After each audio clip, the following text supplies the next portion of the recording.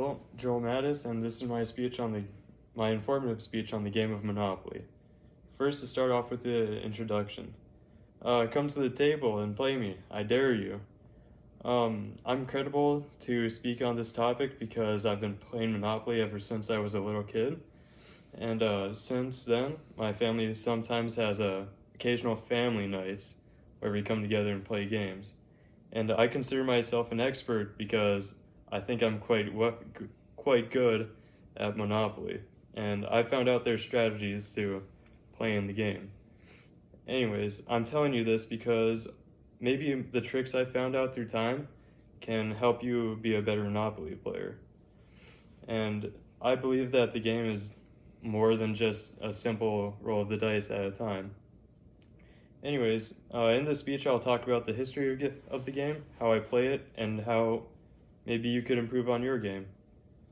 So, to start off with the history of the game was originally made in 1903 by Elizabeth Magie, and she used the game as a medium to portray her political views, as she was a left-wing feminist, and she thought the board game was very popular, and she showed her views. Anyways, her game used fake money properties that could be bought and sold, a borrow money system, and it made players pay taxes as well. The design she came up with was originally a circle, which differed from other games because most games were linear.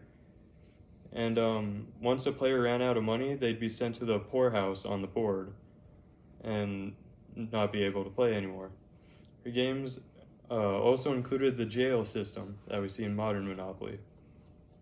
Moving on to how I play the game. One of the strategies I use is to play by the rules of buy properties and railways, but not utilities. I do this because the game's simple linear mechanics.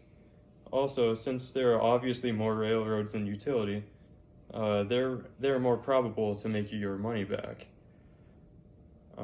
This is a very simple strategy and it doesn't affect the flow of the game too much.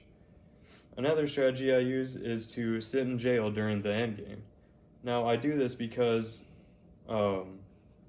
normally when you're done managing your money, properties, houses, and more in the endgame, you just go around the board paying other people your money.